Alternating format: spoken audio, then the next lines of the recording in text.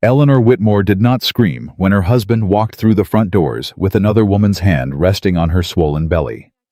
She simply set down her teacup so gently it made no sound and smiled. Before you continue, hit subscribe and stay with me until the very end of this story, and tell me in the comments what city you're watching from tonight so I can see how far this story has traveled. Because what Eleanor did next wouldn't just destroy her husband's name, it would erase every debt, every deed, every dollar he ever believed belonged to him. The carriage wheels stopped outside Whitmore Estate a little after noon, when the summer heat had settled thick over the coastline, and the cicadas had gone quiet from the weight of it. Eleanor Whitmore stood near the parlor window with a cup of tea cooling in her hand, watching the dust rise from the road. And she knew before the door ever opened that something had changed. She was right. Jonathan Carlisle stepped down first, straightening his coat the way he always did when he wanted to look like a man of consequence. Then he turned and offered his hand to someone still seated inside. A young woman took it. She stepped down slowly, one palm pressed against the curve of her belly. The fabric of her dress pulled tight across a pregnancy that could not have been more than 6 months along. Eleanor did not move from the window. She watched her husband walk toward the house with another woman on his arm, and she felt something inside her go very, very still. The front doors opened. Footsteps echoed through the hall. And then Jonathan was standing in the parlor doorway, his coat still dusty from the road, his expression as calm as if he'd only just returned from town. "Eleanor," he said. "This is Lydia Mercer. She'll be staying with us." The teacup in Eleanor's hand did not shake. She set it down on the table beside her, slow and deliberate, and looked at the woman standing beside her husband. Lydia's eyes darted to the floor. "Staying," Eleanor repeated. "That's right. In my house." Jonathan's mouth curved into something that wasn't quite a smile. "Our house, Eleanor. I'd think you'd remember that by now." The words landed like a slap, though his voice never rose above a conversational tone. Behind him in the hallway, Eleanor could see the housekeeper, Mrs. Doyle, frozen mid-step with a stack of linens in her arms, her eyes wide with the kind of horror that comes from witnessing something you were never meant to see. Eleanor looked at Lydia Mercer for a long moment. The girl couldn't have been more than 22. She had the kind of face that might have been called pretty in a different circumstance.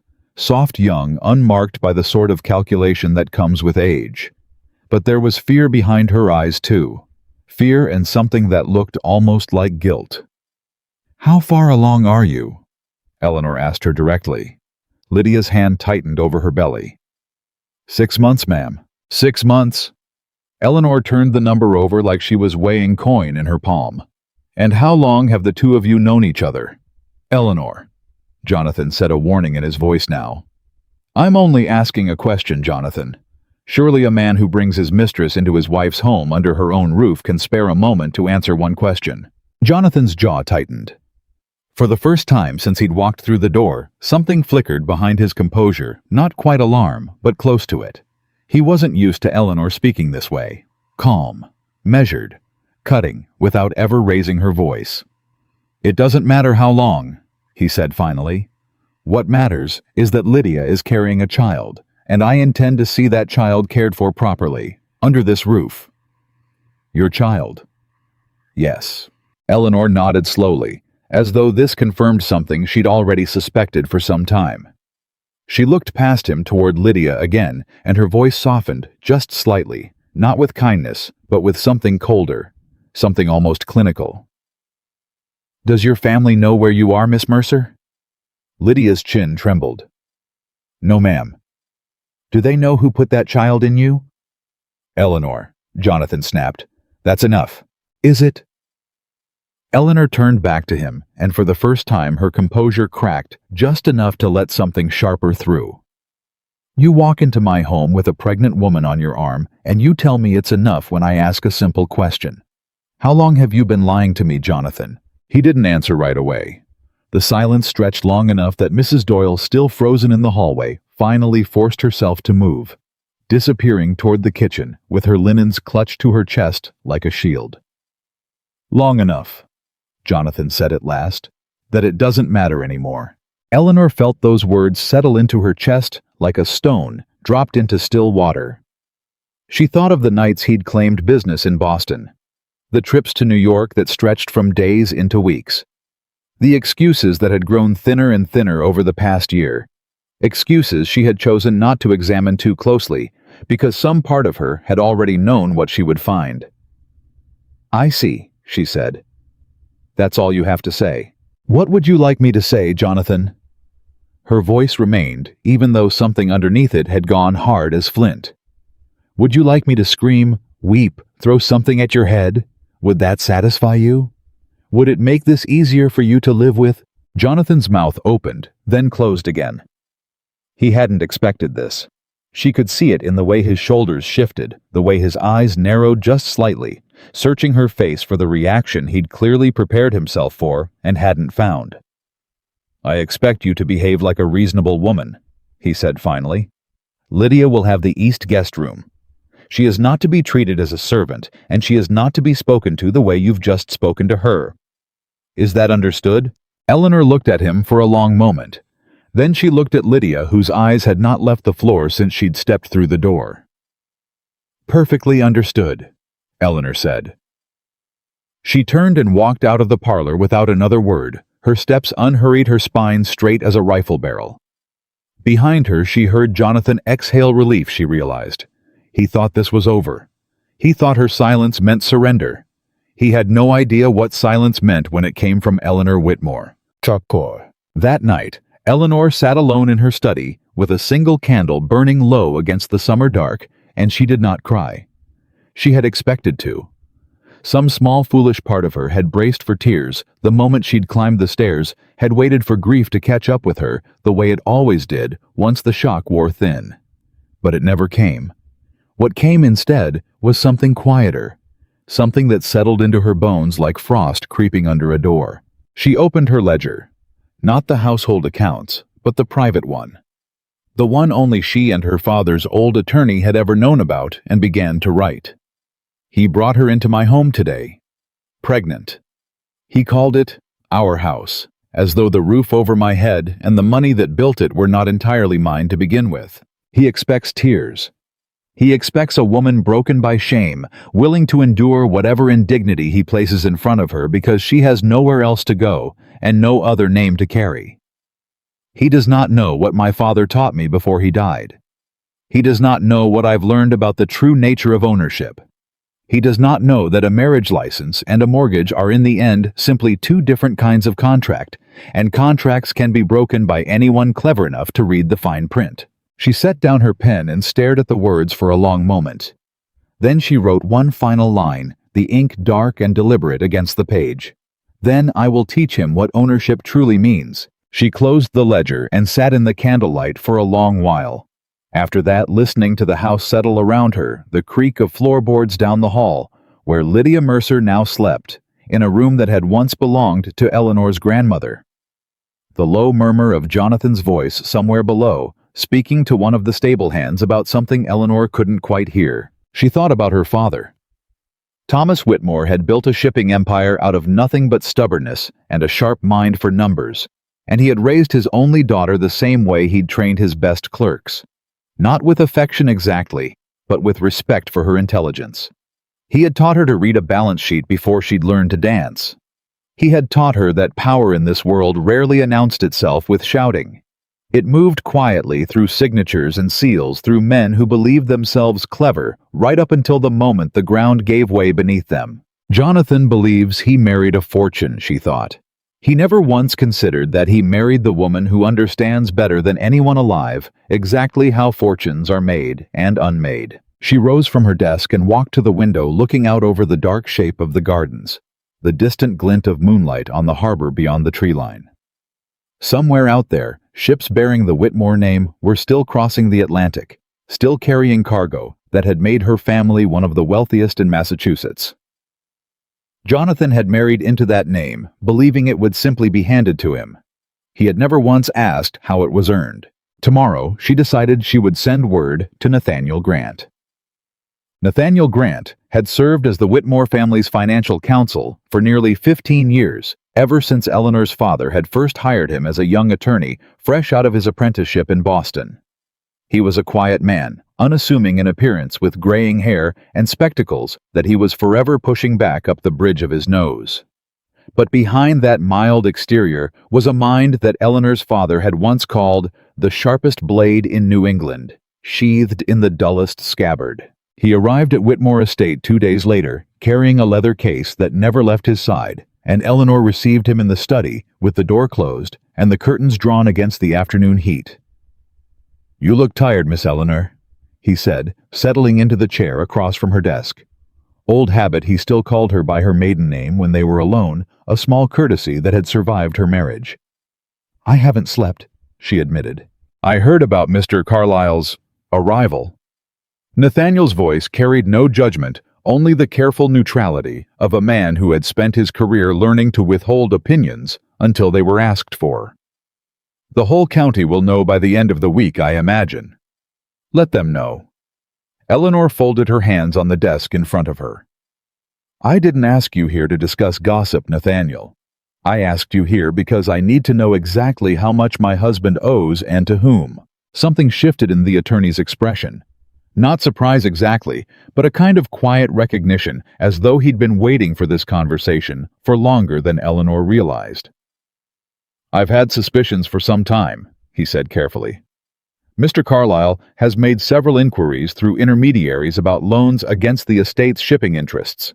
I didn't act on them because they weren't formally your concern. They are now." Nathaniel opened his leather case and withdrew a small stack of papers, laying them across the desk one by one. "I began looking into this more seriously after your father passed when I noticed certain irregularities in how Mr. Carlisle managed his personal accounts. He has debts in Boston. Gambling debts, from what I understand, though he's been discreet about the exact figures. There are also loans taken against his family's land holdings in Connecticut land that, as far as I can determine, no longer produces any meaningful income." Eleanor studied the papers without touching them. "How much?" "At minimum $12,000. Possibly more. I haven't been able to account for everything. He's been careful to spread the debts across several lenders, likely to avoid any single creditor asking too many questions." $12,000. Eleanor let the number settle in her mind, turning it over the way she might examine a ship's manifest, looking for the discrepancy that would tell her everything she needed to know. "And the mistress," she said. "Lydia Mercer. Do you know anything about her?" "Only that she comes from a modest family in Salem. Her father was a fisherman who drowned 3 years ago, leaving the family with considerable debts of their own. I suspect Mr. Carlisle offered her a way out of poverty that she felt she couldn't refuse." Eleanor absorbed this in silence. There was a part of her small buried deep beneath the calculation that felt something close to pity for the girl. Lydia hadn't chosen this situation out of malice. She'd been offered a promise by a man skilled at making promises sound like certainties, and she'd been desperate enough to believe him. But pity, Eleanor reminded herself, was a luxury she could not afford. Not now. Not with everything at stake. "I want to know every debt he holds," she said. "Every lender, every note, every signature. I want to know who holds power over my husband's finances down to the last dollar. And once you know..." Eleanor met the attorney's eyes across the desk, and something in her expression must have told him everything he needed to understand, because he simply nodded once and began gathering his papers. "I'll need time," he said. "Discretion. If Mr. Carlisle suspects..." "He won't suspect anything," Eleanor said.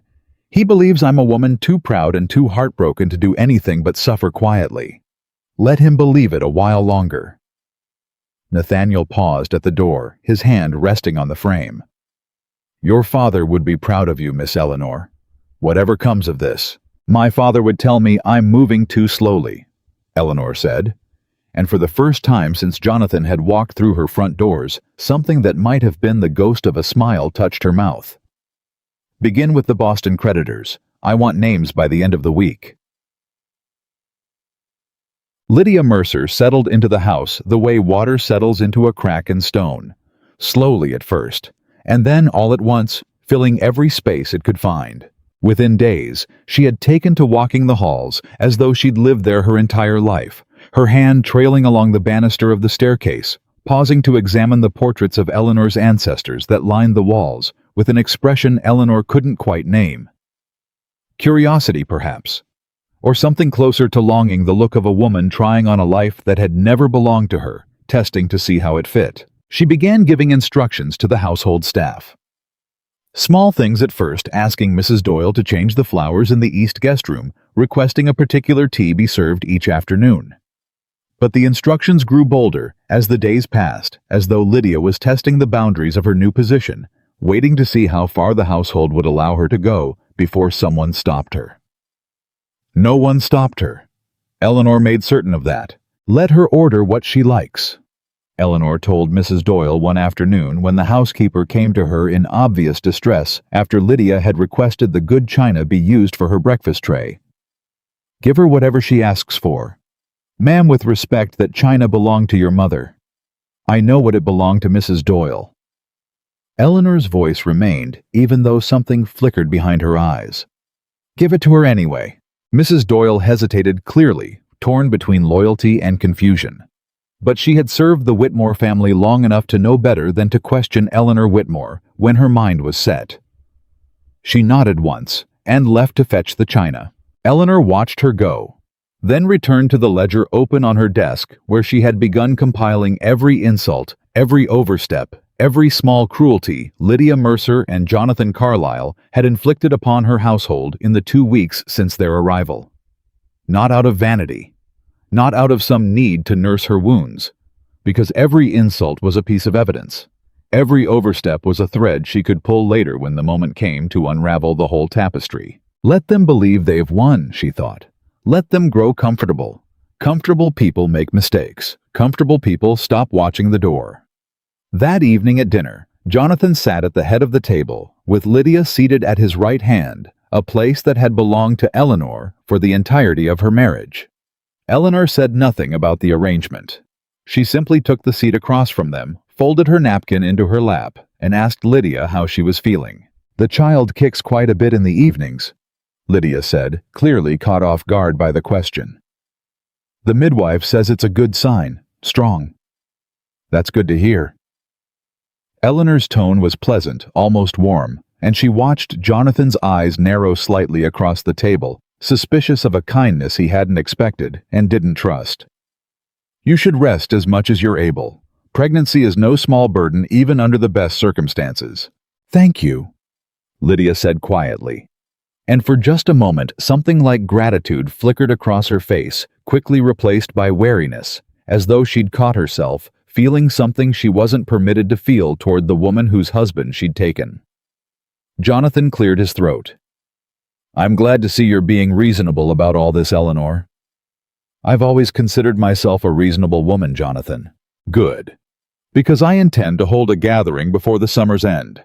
Introduce Lydia properly to society. I'd like your cooperation. Eleanor set down her fork. You want me to help you introduce your mistress to Boston society. I want you to behave with the dignity your family name is known for. Jonathan said, his voice carrying the particular condescension he reserved for moments when he believed himself to be winning. Whatever you think of the arrangement, appearances matter. I won't have this family become a subject of scandal. You already have, Eleanor thought, but she said instead, Of course, Jonathan, whatever you need. He smiled, satisfied, and returned to his meal. Beside him, Lydia's eyes flicked toward Eleanor with something that might have been confusion, as though she too had expected resistance and found none. Eleanor simply smiled back, calm and unreadable, and thought about the $12,000 in debts that Nathaniel Grant was at that very moment tracing back to their sources through the counting houses of Boston. Invite everyone you like, Jonathan, she thought. Let the whole world watch you prove your success. I'll be watching too. Here. The letter from Nathaniel arrived 11 days later, delivered by a private courier and addressed in the attorney's careful hand. Eleanor waited until she was alone in her study before breaking the seal, her heart beating a steady, controlled rhythm as she unfolded the pages inside. What she found made her sit very still for a long moment. The debts were worse than either of them had suspected. Beyond the gambling losses in Boston and the failed loans against the Connecticut land, Nathaniel had uncovered a mortgage Jonathan had secretly taken against a portion of the Whitmore shipping warehouse property that technically belonged to Eleanor's family trust property. Jonathan had no legal right to mortgage at all, though he'd apparently found a lender willing to overlook the technicality in exchange for a favorable interest rate. Fraud, Eleanor realized. Not just recklessness. Fraud. She read the letter 3 times before setting it down, her hands steady, even as something cold and sharp settled into her chest. He mortgaged my family's warehouse. He forged the authority to do it. She thought of her father, of the decades he'd spent building the Whitmore mercantile name into something respected across 2 continents, and she thought of Jonathan Carlisle, sitting in some smoke-filled counting house, signing his name to documents that put all of it at risk for the sake of covering a gambling debt. She did not cry. She did not rage. She picked up her pen, and on a fresh page in her private ledger, she began to write out a plan, each step numbered, each detail considered the same careful precision her father had once used to plot shipping routes across dangerous waters. Step 1. Confirm every debt, every forged signature, every fraudulent claim with documentation. Nathaniel can defend in any court in Massachusetts. Step 2. Quietly acquire each debt before Jonathan realizes what is happening. Not as his wife. As a silent creditor hidden behind a name he will never think to question. Step 3. Let him host his gathering. Let him invite all of Boston to witness his success. And when the moment is right, when he stands in front of everyone he wishes to impress, remind him exactly whose signature built the world he thinks he owns. She finished writing, set down her pen, and looked out the window at the summer dusk settling over the gardens. The same gardens where just weeks ago she had watched a carriage arrive carrying the 2 people who believed they had already won. They hadn't understood not yet what kind of woman they were dealing with. Eleanor Whitmore had been raised by a man who taught her that the ones who survive in this world are never the ones who scream the loudest. They are the ones who wait and watch and calculate until the moment their enemy hands them the very weapon that will destroy him. She closed the ledger and locked it in the drawer of her desk, and for the first time since Jonathan Carlisle had walked through her front doors with a pregnant woman on his arm, Eleanor Whitmore allowed herself something close to peace, not because the pain was gone, but because she finally knew exactly what she was going to do with it. Nathaniel returned to Whitmore Estate on a Thursday evening when Jonathan had ridden into Boston to see about arrangements for his gathering, and Eleanor received him not in the study this time, but in the old carriage house behind the stables, where no servant would think to look for either of them. "You've confirmed everything?" Eleanor asked before he'd even set down his case. "Everything and more." Nathaniel's voice was tight, the careful neutrality she'd known him to carry for 15 years finally cracking under the weight of what he'd found. "Miss Eleanor, I need you to understand what we're dealing with here. This isn't simply a man who gambled beyond his means." "Then what is it?" "It's a man who has been systematically dismantling your family's holdings for the better part of 2 years, and doing it with a level of care that tells me he never intended to get caught." Eleanor felt something go very still inside her chest. "Show me." Nathaniel spread the papers across an old workbench, his hands moving with the precision of a surgeon laying out instruments. "The warehouse mortgage was only the beginning. He's used your family seal on 3 separate documents. I don't know how he obtained access to it." "I know how." Eleanor's voice came out flat. "My father's old seal. It's kept in the desk in his study. Jonathan has had access to that room since the day we married. Then he's committed forgery 3 times over, and each instance carries criminal weight in this state. That's not merely leverage, Miss Eleanor. That's a rope around his neck should you choose to pull it." "Not yet." Eleanor's eyes moved over the documents, absorbing every figure, every signature, every date. "If I go to a magistrate now, it becomes a public matter, a trial. My name dragged through every parlor in Boston alongside his. I won't have my father's reputation. My family's reputation tied to a courtroom spectacle over a man who was never worth marrying in the first place." "Then what would you have me do?" Eleanor straightened, and something in her posture reminded Nathaniel not for the first time of the way her father used to stand when he was about to make a decision that would reshape the fortunes of everyone around him. "Buy the debts," she said. "All of them. Quietly. Through intermediaries who have no connection to the Whitmore name." Nathaniel's eyebrows rose slightly. That would require considerable capital moved without drawing attention. The Boston creditors alone. "I have capital, Nathaniel. What I need is discretion." She began pacing the narrow space between the workbench and the old carriage that hadn't been used since her father's funeral. "Create an entity, a trust, a mercantile company, whatever legal shell you believe will hold up to scrutiny. Something with no visible connection to me. And the name—" Eleanor paused at the far end of the carriage house, her hand resting against the cold iron of the old carriage wheel, and when she spoke, her voice carried a certainty that had been building in her for 11 sleepless nights. "The Whitmore Mercantile Trust." That name will draw questions the moment anyone looks closely enough. Let them look. By the time anyone thinks to ask, it will already be too late to matter. She turned back to face him. "How long before you can begin acquiring the Boston notes?" 2 weeks, perhaps 3 if I move carefully. Faster, and I risk the creditors suspecting something unusual and raising their price out of pure instinct. Then take the 3 weeks. But Nathaniel—" She stepped closer, her eyes hard in the low light of the carriage house. "I want every single note. I want the mortgage on the warehouse reclaimed under legitimate authority before anyone realizes it was ever stolen from us in the first place. And I want it done in a way that when the moment comes, Jonathan Carlisle understands, without question, exactly who holds every thread of his existence in her hands." Nathaniel studied her for a long moment, and something that might have been pride, or perhaps something closer to sorrow for the girl he remembered before her marriage, passed briefly across his face. "Your father used to say the same thing," he said quietly. "About patience. About letting a man walk further out onto thin ice before you ever let him hear it crack. My father was right about most things." Eleanor gathered the papers from the workbench and locked them into a small case Nathaniel had brought for that exact purpose. "Begin tomorrow." And Nathaniel, not a word to anyone.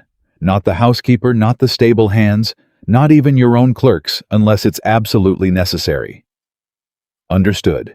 He left through the back path that ran along the tree line, avoiding the main drive entirely, and Eleanor stood alone in the carriage house for a long while after he'd gone, listening to the crickets start up in the fields beyond the stables, thinking about the 3 weeks ahead of her and everything she would have to endure before they were finished.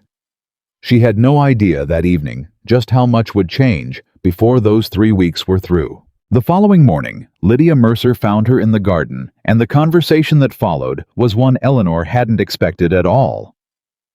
"Mrs. Carlisle." Lydia's voice was hesitant, the way it always was when she addressed Eleanor directly, as though she was never quite certain whether she had the right to speak at all. "May I sit with you a moment?"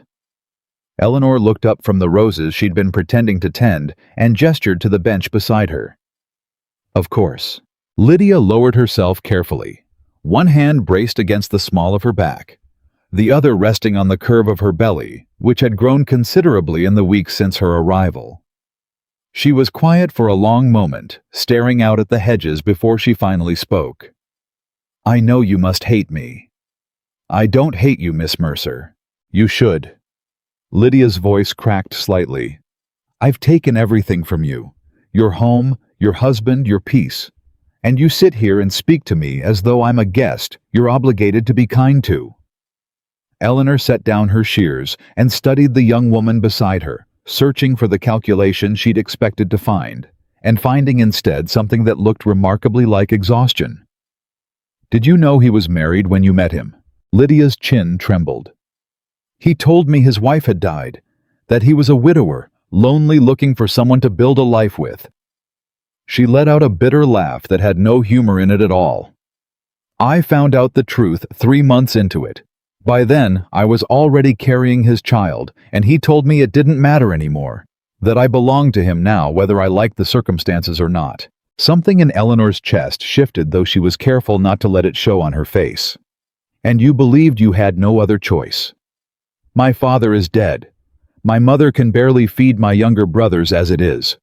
Jonathan promised he would provide for all of us if I came here, if I gave him a child, if I did everything he asked without question. Lydia's hands twisted in her lap.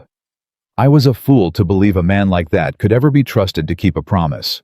Eleanor was quiet for a long moment, weighing the girl's words against everything Nathaniel had uncovered, against every calculated insult Lydia had delivered to the household staff in her first weeks at the estate.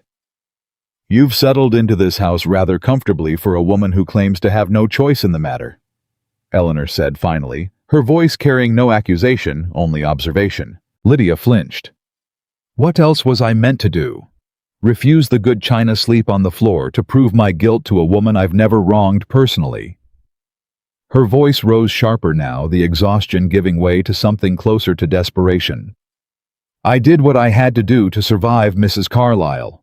I imagine you understand something about that, given how calmly you've accepted all of this. Eleanor's eyes narrowed slightly. You think my calm is acceptance? Isn't it? No, Miss Mercer. Eleanor rose from the bench, brushing invisible dust from her skirts, her voice dropping into something quieter and far more dangerous than anything she'd said yet. My calm is patience. And I promise you, when it finally runs out, you will understand the difference very clearly. She walked back toward the house, leaving Lydia sitting alone among the roses, and she did not look back to see the expression on the young woman's face. Though if she had, she might have noticed something new there. Something that hadn't existed in the girl's eyes before that conversation. Fear, yes. But also, for the first time, the faint and unwelcome beginning of doubt about the man who had brought her to this house in the first place. That evening, Jonathan returned from Boston in high spirits. The kind of mood Eleanor had learned over years of marriage meant he'd either won money at cards or convinced someone of something they shouldn't have believed. I've secured the Fairweather Hall for the gathering, he announced at dinner, cutting into his meal with the satisfied energy of a man who believed his plans were proceeding exactly as intended. 200 invitations at minimum. Every family of consequence in Boston will be there. That's a great many people to introduce Miss Mercer to all at once, Eleanor said, keeping her voice mild. It's precisely the point. Jonathan reached for his wine, and Eleanor noticed, not for the first time, the particular way his hand trembled slightly as he lifted the glass, a small tremor that hadn't been there a year ago. I want them to see that I've moved past whatever difficulties our marriage has faced. I want them to see Lydia as she truly is, refined, capable of carrying the Carlisle name forward. And what will they think when they realize she's carrying your child while I remain your legal wife? Jonathan's jaw tightened, the wine glass pausing halfway to his lips. They'll think what I tell them to think, Eleanor. Boston society respects strength, not scandal. If I present this with enough confidence, enough certainty, no one will dare question it to my face. How very convenient for you. It's simply how the world works.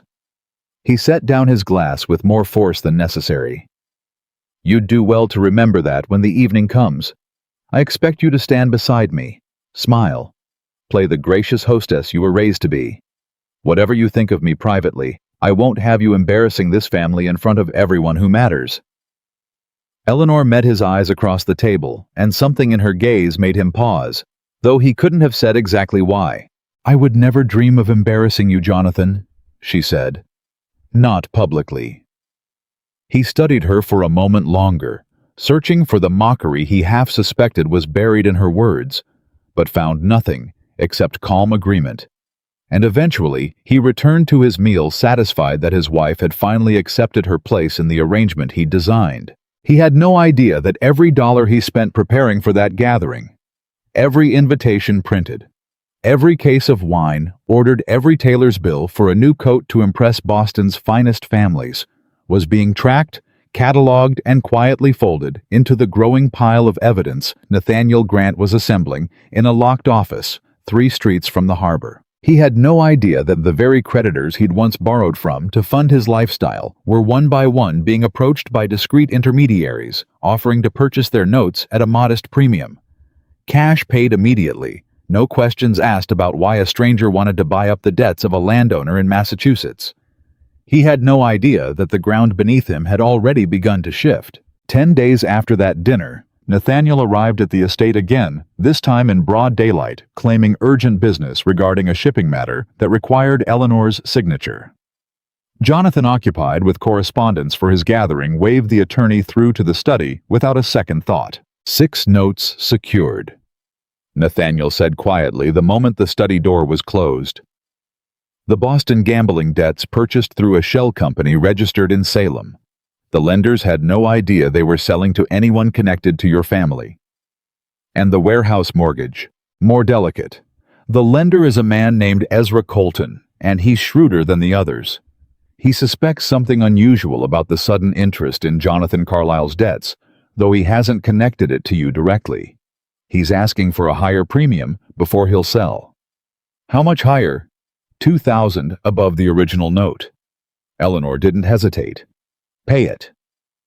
Miss Eleanor, that's a considerable sum for a single document. That document proves my husband forged my father's seal to mortgage property he never had legal claim to. I would pay 10 times that price for it, Nathaniel, and count myself fortunate. Nathaniel nodded slowly, making a note in the small ledger he carried everywhere. There's something else you should know. Colton mentioned in passing that another party had inquired about the same note just days before I approached him. Eleanor's spine straightened. Another party? He didn't give a name, only that someone had come asking questions about Jonathan Carlisle's debts, and Colton, being the cautious man he is, refused to discuss the matter with a stranger who couldn't prove legitimate interest. Could it be one of Jonathan's own creditors growing suspicious? Possibly. Or it could be Jonathan himself sensing that something is amiss, even if he can't yet name what it is. Nathaniel closed his ledger. Men like him develop instincts for danger, even when they lack the wit to understand its source. Eleanor felt a small cold thread of unease work its way through her calm. Then we need to move faster. I'll press Colton for a decision within the week. Do that. And Nathaniel, keep me informed immediately if you learn anything more about this other party. I won't have my plans unraveled because someone else stumbled onto the same trail I'm walking. That night, sleep refused to come easily. Eleanor lay awake long after the house had gone silent, turning Nathaniel's words over in her mind, wondering who else might be circling Jonathan's debts and why. She got her answer 3 days later, in a manner she hadn't expected at all. She was walking past Jonathan's study, intending to retrieve a book she'd left there earlier in the week, when she heard voices through the partially closed door, Jonathan's low and urgent, and another man's voice she didn't immediately recognize. She paused just outside her hand, resting against the wall, and listened. Can't keep stalling them forever, Carlisle. Men talk, word travels. I'm aware of that, Whitfield. I don't need you reminding me of things I already know. Then perhaps you should be more concerned about the fact that someone's been quietly buying up your debts for the past month. My own bank has had 2 separate inquiries about notes you hold with us. Eleanor's breath caught in her throat. Buying my debts. Jonathan's voice carried a thread of alarm, now thin but unmistakable.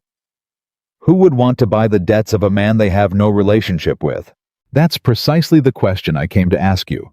Because if someone's consolidating your obligations, Carlisle, it usually means one of 2 things. Either they intend to forgive the debt as a favor, which seems unlikely given the circumstances, or they intend to call it due all at once at a moment of their choosing. That's absurd. I don't have enemies wealthy enough to attempt something like that. Don't you? The other man's voice dropped lower, and Eleanor had to strain to catch the words. What about your wife's family? The Whitmores were among the wealthiest shipping families in the state before her father passed. If she suspected even half of what you've done with her inheritance, Eleanor doesn't have the mind for something like that. Jonathan's laugh was sharp dismissive, though Eleanor could hear the effort it took him to sound convincing. She's a grieving woman who's accepted her circumstances. She wouldn't know the first thing about consolidating debts or manipulating creditors. I hope you're right for your sake. I am right. Now, is there anything else, or did you simply come here to frighten me over nothing? There was a pause, and then the sound of a chair scraping against the floor.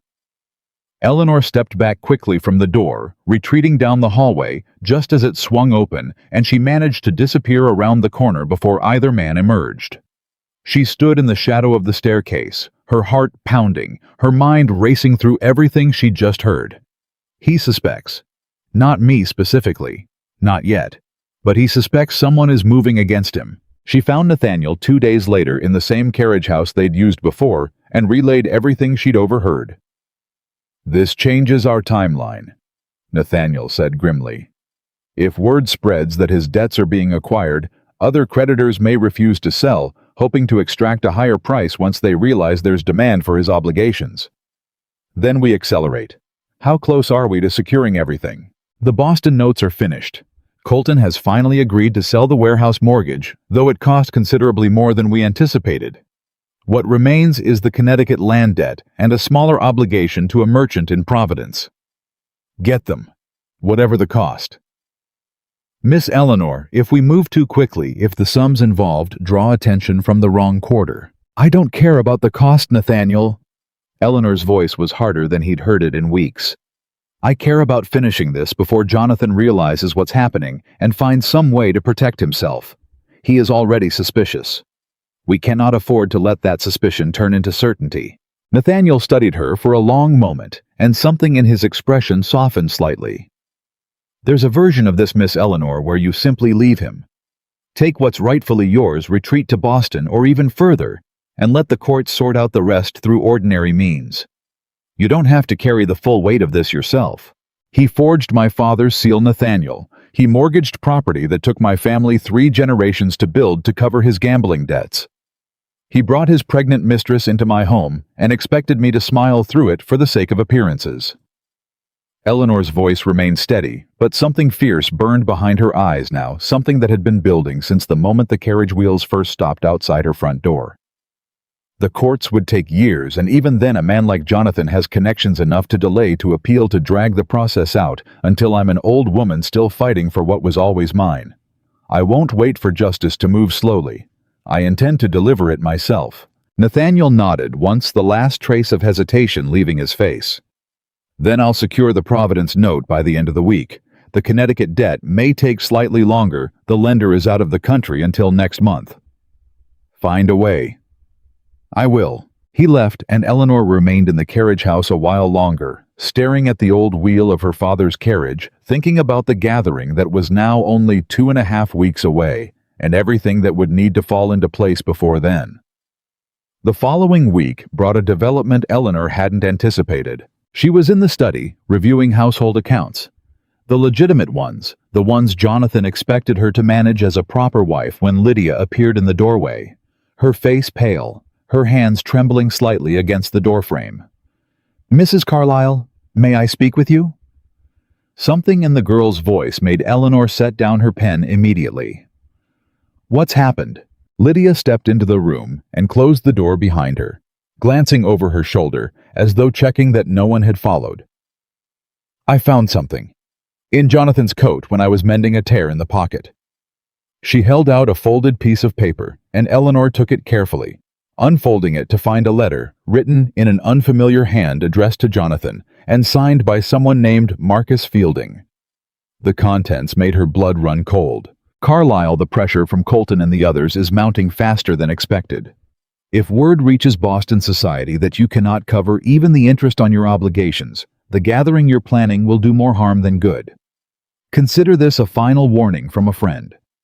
Find the funds, or find a way to disappear before the creditors find you first." Eleanor read the letter twice, then looked up at Lydia, who was watching her with an expression caught somewhere between fear and something that looked almost like an apology. "Why are you showing me this?" "Because I'm frightened, Mrs. Carlisle." Lydia's hand moved instinctively to her belly.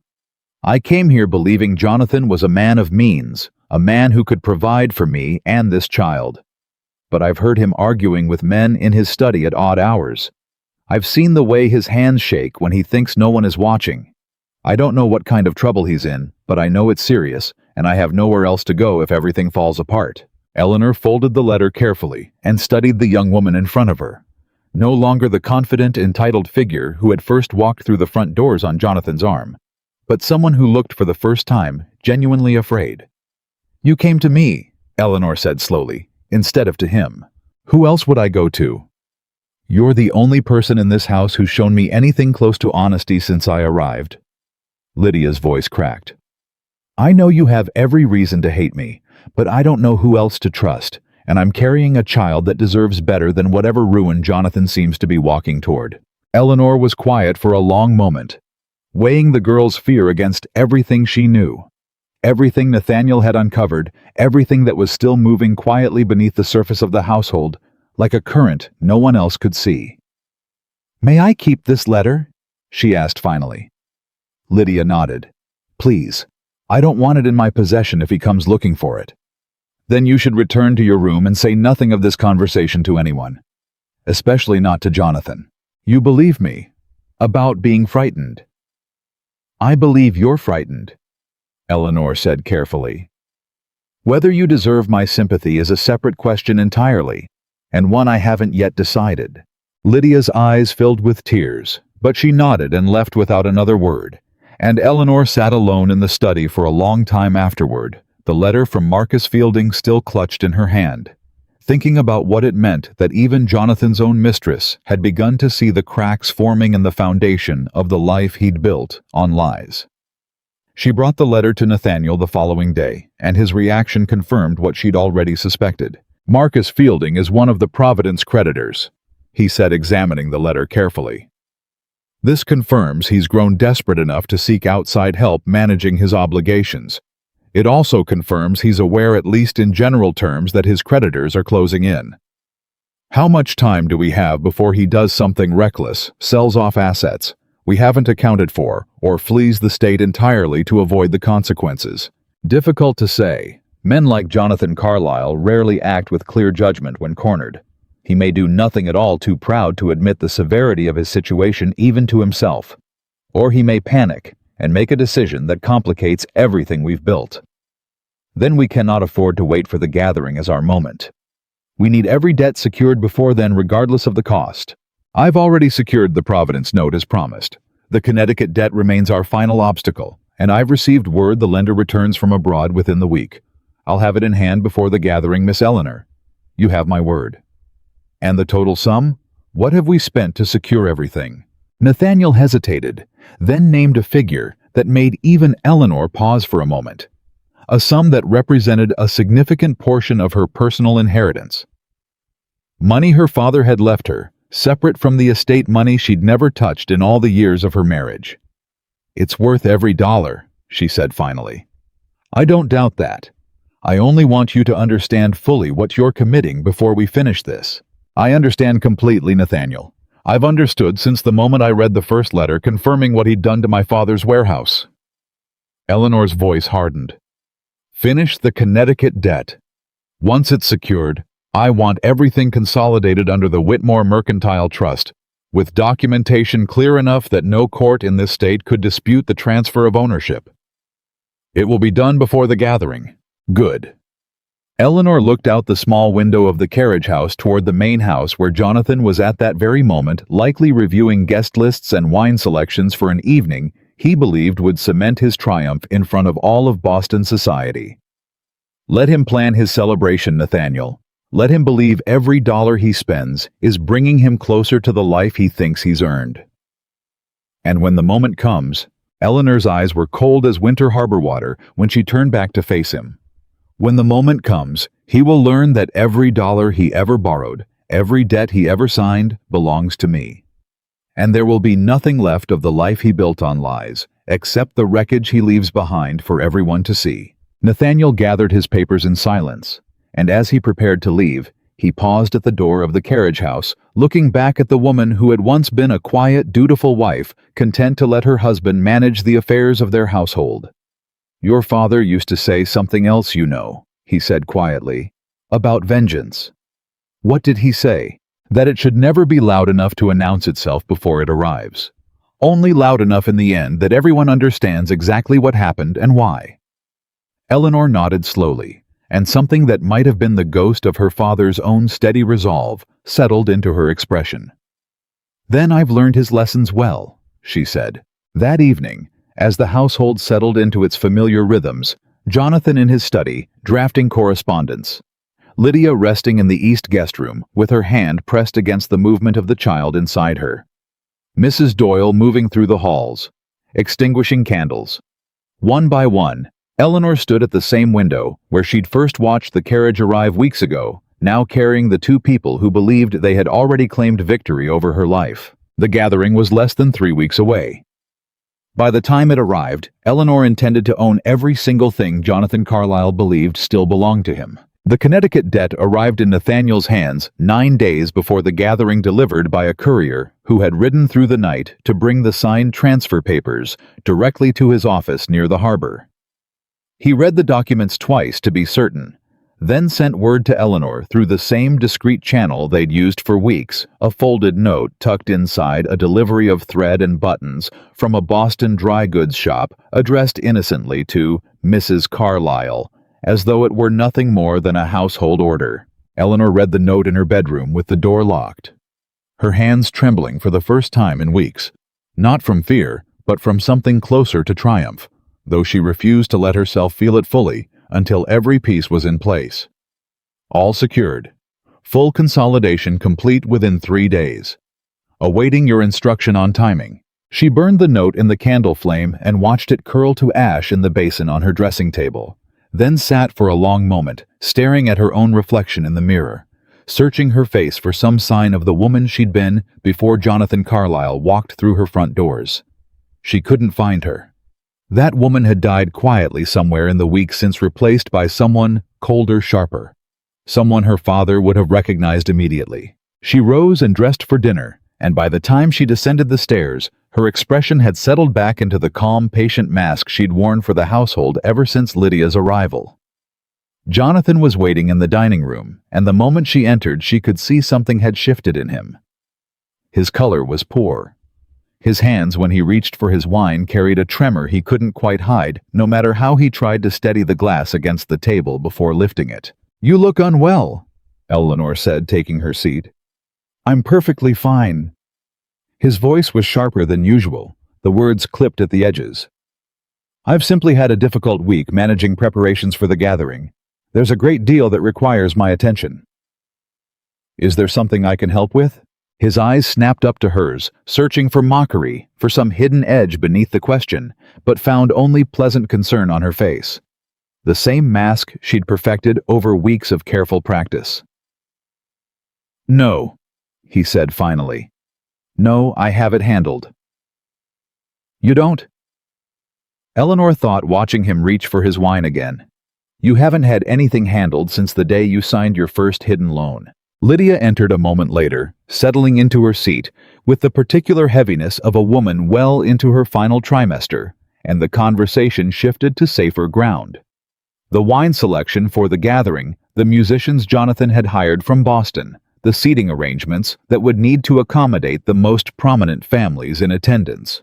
Eleanor participated with just enough enthusiasm to seem genuine, offering suggestions here and there, watching Jonathan's shoulders relax slightly with each passing minute, as he convinced himself once again that his wife had truly accepted her diminished place in his household. It was during dessert that Jonathan made an announcement that nearly broke Eleanor's carefully maintained composure. "I've decided," he said, setting down his spoon with obvious satisfaction, "that the timing of the gathering couldn't be more perfect. I received word this afternoon that Charles Whitfield has agreed to attend along with several other men from the banking circles in Boston.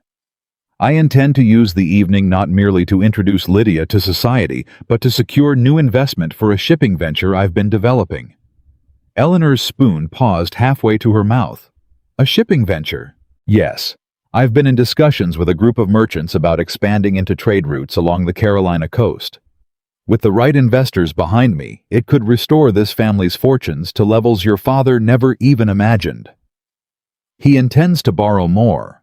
Eleanor realized a cold clarity settling over her. "He intends to use my father's name, my family's reputation, to secure new debts on top of everything he's already destroyed." "That sounds ambitious," she said carefully. "It is ambitious, but ambition is precisely what this family needs after years of coasting on old money and older reputations. Jonathan's eyes gleamed with the particular fervor of a desperate man who had convinced himself that one more gamble, one more scheme would finally set everything right. By the end of the evening, Eleanor, every person in that hall will understand that Jonathan Carlisle is a man building something new, not merely inheriting something old. Eleanor smiled, and the smile cost her more than anything she'd done in weeks. I have no doubt you'll impress them. After dinner, when Jonathan retreated to his study, and Lydia excused herself to rest, Eleanor slipped out to the carriage house through the kitchen garden, moving quickly through the dark, her heart hammering with an urgency she hadn't felt since the night the letter from Marcus Fielding had first landed in her hands. Nathaniel was waiting, having received her hastily written summons that afternoon. He intends to solicit new investors at the gathering, she said before he'd even fully closed the door behind him. Bankers, merchants, men with real capital. He plans to use whatever remains of the Whitmore name to secure funds for some shipping scheme along the Carolina coast. Nathaniel's expression darkened. If he secures new investment before we've fully consolidated the transfer of his existing debts, it complicates everything. New creditors will have claims that predate our position, and untangling the priority of those claims could take years in court. Then we cannot wait until after the gathering to act. We need everything finalized and legally binding before he ever has the chance to shake a single investor's hand. The Connecticut transfer is complete, but the paperwork consolidating all 4 debts under the Whitmore Mercantile Trust still requires final signatures from my clerk in Boston. I'd planned to have everything ready within 3 days, exactly as I told you. 3 days from tonight puts us 6 days before the gathering. Yes. That's not enough time to guarantee the transfer is airtight if he moves quickly to secure investors. Nathaniel rubbed his temples, the exhaustion of the past weeks finally showing through his usually composed exterior. I can push my clerk to finish within 2 days if I return to Boston myself tonight and oversee the final documentation personally. But Miss Eleanor, I need to ask you something, and I need you to answer honestly. Ask. Are you certain you want to proceed with this at the gathering itself? A public unveiling in front of 200 guests carries enormous risk. If anything goes wrong, if Jonathan finds some way to twist the narrative to paint you as the villain in front of Boston society, the consequences could follow you for the rest of your life. Eleanor was quiet for a long moment, staring at the old carriage wheel in the darkness, thinking about her father, about the years he'd spent building a name that meant something in every port, from Boston to Charleston. He brought his pregnant mistress into my home, she said finally, her voice low and steady. He forged my father's seal to mortgage property that took 3 generations to build. He intends to stand in front of Boston's finest families and use my family's reputation to secure funds for a scheme that will collapse within a year, leaving whatever creditors foolish enough to trust him holding nothing but empty promises. She turned to face Nathaniel fully. I am not doing this for spectacle, Nathaniel. I am doing this because it is the only way to ensure he can never do this to another family, another woman, another set of investors foolish enough to believe his lies. And if there is risk in that, I accept it willingly. Nathaniel studied her for a long moment, then nodded once. 2 days then. I'll ride for Boston tonight. Send word the moment everything is finalized. I will. He left through the same shadowed path he always used, and Eleanor remained in the carriage house a while longer, feeling the weight of what was coming settle over her shoulders like a physical thing. 2 days later, the note arrived hidden inside a bolt of fabric delivered from a Boston seamstress Eleanor had never actually hired. Complete. Every debt consolidated under the trust. Documentation reviewed by 2 independent attorneys, unassailable in any court. Awaiting your word. Eleanor read the note 3 times, then burned it as she had every message before it, and sat alone in her bedroom, watching the ash settle into the basin, feeling something inside her chest that was equal parts relief and dread. It's done, she thought. Every dollar he ever borrowed, every debt he ever signed. It all belongs to me now. The gathering was 4 days away. The household spent those final days in a flurry of preparation that Eleanor observed with a strange, distant calm, as though she were watching the whole scene unfold from somewhere just outside her own body. Servants moved through the halls polishing silver that hadn't seen use since her father's era. Musicians arrived from Boston to rehearse in the empty ballroom, their violins and cellos filling the house with melodies that felt to Eleanor almost mocking in their beauty. Jonathan spent most of his time locked in his study, drafting correspondence to potential investors, occasionally emerging to inspect the preparations with the nervous energy of a man whose entire future depended on the success of a single evening. Lydia, meanwhile, grew increasingly withdrawn as her due date approached, and the gathering loomed closer. Eleanor found her more than once sitting alone in the garden, her hands pressed against her belly, staring out at nothing in particular, with an expression that had lost whatever confidence she'd carried in those first weeks after her arrival. "You're frightened," Eleanor observed one afternoon, finding Lydia in her usual spot beneath the old oak tree at the edge of the property. "I overheard him arguing with someone in his study last night," Lydia said quietly, not bothering to deny it. "A man's voice I didn't recognize. Jonathan was practically begging him for something money, I think, though I couldn't hear the specifics. And when the man left, Jonathan sat alone in that room for nearly an hour without moving." Eleanor said nothing, though something inside her registered the information, carefully filing it away, alongside everything else she'd gathered over the past weeks. "I don't think this gathering is what he says it is," Lydia continued, her voice dropping lower. "I think he's desperate, Mrs. Carlisle. I think whatever trouble he's in is far worse than he's let either of us believe." "What would you do?" Eleanor asked carefully, "if you learned the truth was worse than you feared?" Lydia's hand tightened over her belly. "I would take my child and leave before it destroys us both. But where would I go? My mother can barely feed my brothers as it is. I have no money of my own. No family willing to take in a woman carrying another man's child out of wedlock. I'm trapped here, Mrs. Carlisle, whether I like the circumstances or not." Eleanor studied the young woman for a long moment, feeling something complicated stir in her chest. Not quite sympathy, not quite the cold calculation she'd maintained for weeks, but something caught uncomfortably between the two. "After the gathering," Eleanor said, finally choosing her words with care, "things in this household will change significantly. I cannot tell you more than that right now, but I want you to understand that whatever happens, I have no intention of leaving a pregnant woman and her child to starve in the streets because of choices Jonathan Carlisle made." Lydia's eyes filled with tears. "Why would you help me after everything?" "Because you didn't build this house of lies, Miss Mercer. You simply moved into a room someone else had already set on fire." Eleanor rose from the bench beside the oak tree. "Rest as much as you're able before the gathering. You'll need your strength." She walked back toward the house, leaving Lydia sitting alone beneath the tree, and didn't look back to see the tears finally spilling down the young woman's face. Tears that carried for the first time something that looked almost like hope.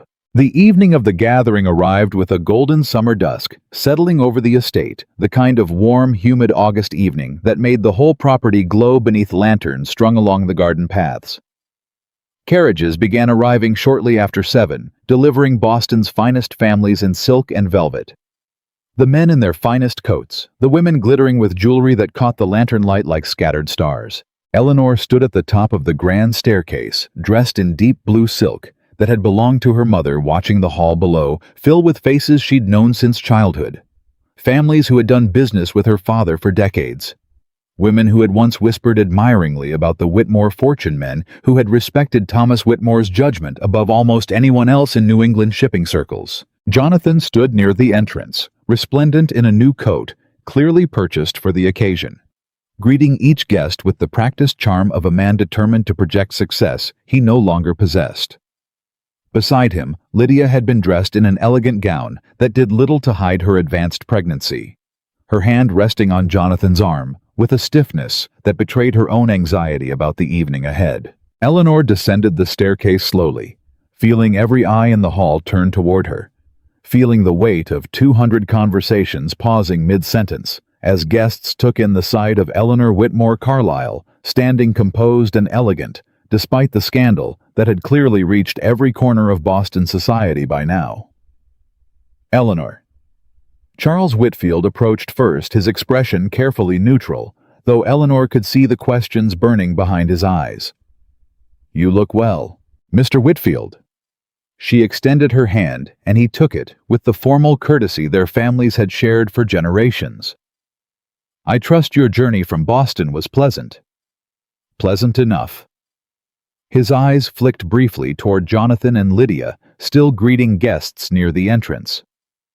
"I confess, Eleanor, I wasn't certain what to expect this evening, given the circumstances." "Circumstances change, Mr. Whitfield. It's the nature of things." Something in her tone made him study her more closely, but before he could press further, another guest arrived, demanding his attention, and Eleanor moved deeper into the ballroom, greeting old friends and acquaintances, with a composure that impressed even herself. The evening progressed exactly as Jonathan had planned. Musicians filled the ballroom with music. Servants circulated with wine and delicacies prepared by a Boston chef Jonathan had hired specifically for the occasion. And gradually, as the wine flowed and the conversation grew louder, Jonathan began maneuvering toward the small group of bankers and merchants he'd invited specifically to discuss his shipping venture. Eleanor watched from across the room as he pulled Charles Whitfield and two other men into a quiet corner, gesturing animatedly as he outlined whatever scheme he'd concocted for the Carolina trade routes. She couldn't hear the specifics, but she could see the careful performance of confidence he maintained, the practiced ease with which he described opportunities and returns that existed only in his own desperate imagination. She turned away and found herself face to face with Nathaniel Grant, who had arrived among the invited guests under the pretense of representing legal interests for a shipping family from Salem, a cover Eleanor had arranged weeks earlier to ensure his presence at the gathering wouldn't raise suspicion. "Everything is prepared," he said quietly, his voice barely audible beneath the music. "The documents are with me now, sealed, ready for delivery the moment you give the word." Eleanor's heart began to pound, though her expression remained perfectly composed. "Not yet. Let him finish his negotiations with Whitfield first. Let him believe for just a little longer that tonight is going exactly as he planned. You're certain about the timing. I want every person in this room to witness the exact moment he realizes what he's lost. Not before, when there's still a chance for him to salvage some version of his dignity. Not after, when the guests have already begun leaving and the impact is diminished." She watched Jonathan across the room, still deep in conversation with the bankers, his hands gesturing with increasing enthusiasm as he described whatever fantasy future he'd invented for his shipping scheme. "When the moment is right, Nathaniel, you'll know." The hour that followed felt to Eleanor like the longest of her entire life. She moved through the crowd, exchanging pleasantries, accepting compliments on the evening's arrangements, all while watching Jonathan work the room with increasing confidence.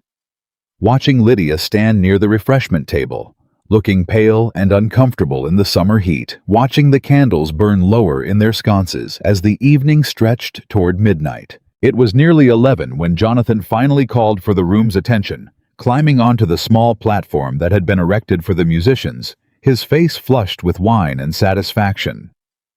"Friends," he announced, his voice carrying easily through the ballroom now that the musicians had paused. "I want to thank each of you for joining us this evening. It's been far too long since this house has hosted a gathering worthy of its history, and I intend to see that change." Polite applause rippled through the crowd, though Eleanor could see the careful, measured way many of the guests responded. Curiosity and skepticism held just beneath the surface of their courtesy. "Some of you may have heard rumors about difficulties within this household," Jonathan continued, and Eleanor felt every muscle in her body tense at his audacity. "I won't insult your intelligence by pretending those rumors don't exist.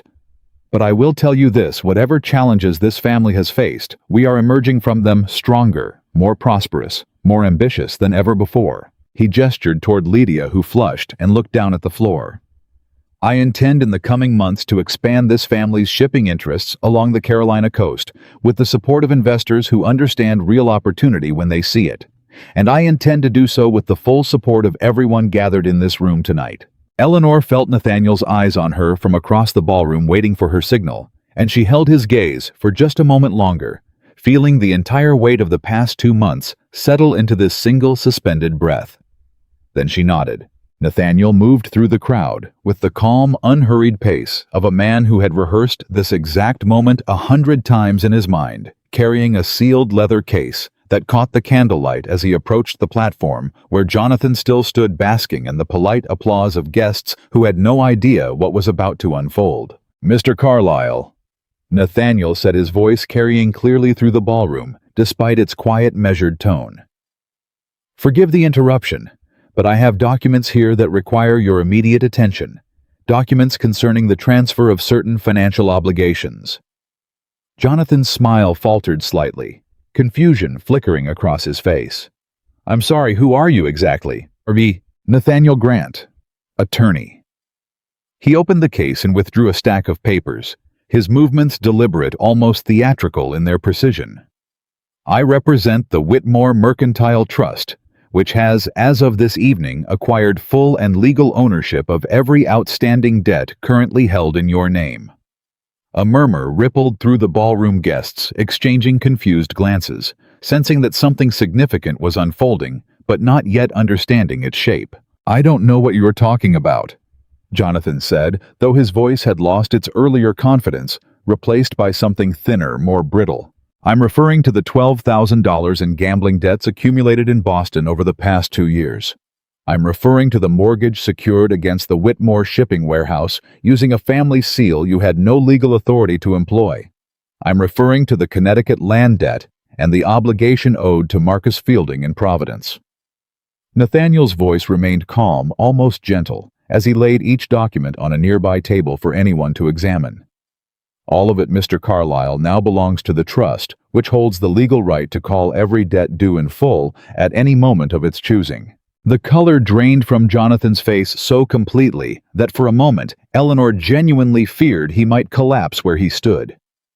"This is absurd," he managed finally, though his voice cracked on the words. "Some kind of mistake or a cruel joke." "It's neither." Eleanor's voice cut through the ballroom clear and steady as she stepped forward from the crowd of stunned guests, every eye in the room turning to follow her. "The Whitmore Mercantile Trust is mine, Jonathan. Every dollar you ever borrowed to fund your gambling, every fraudulent mortgage you signed against my father's warehouse, every desperate loan you took to maintain the appearance of a fortune you never actually possessed, it all belongs to me now." The ballroom fell into absolute silence. 200 guests frozen in place, watching a scene unfold that none of them would ever forget for the rest of their lives. "You," Jonathan whispered, staring at Eleanor as though seeing her for the first time. "You did this." "I did." Eleanor's voice never wavered. "You brought your pregnant mistress into my home and expected me to accept it in silence. You forged my father's seal and mortgaged property that took 3 generations to build, all to cover debts you were too proud and too foolish to admit you could never repay. And tonight, in front of every person in Boston whose respect you were so desperate to earn, you stood on that platform and asked them to trust you with their money." "Eleanor, please. I'm not finished, Jonathan." Her voice carried a coldness now that silenced whatever protest he'd been about to make. "As of this moment, every debt you owe is payable immediately in full at the discretion of the trust, and the trust has decided that payment is due tonight." Charles Whitfield, standing nearby with the other bankers Jonathan had been courting for investment, took a visible step backward, his expression shifting rapidly from confusion to something like horrified understanding. "Carlisle," he said slowly, "is this true? Have you been operating under debts of this magnitude while soliciting new investment from men in this room?" Jonathan opened his mouth, but no words came out. He looked at Whitfield, then at the other bankers, then back at Eleanor, his face cycling through disbelief, panic, and finally, something that looked almost like despair. Lydia, standing near the refreshment table, had gone completely white. One hand braced against the table's edge, the other pressed protectively against her belly, as she watched the man who had promised her a future crumble in front of 200 witnesses.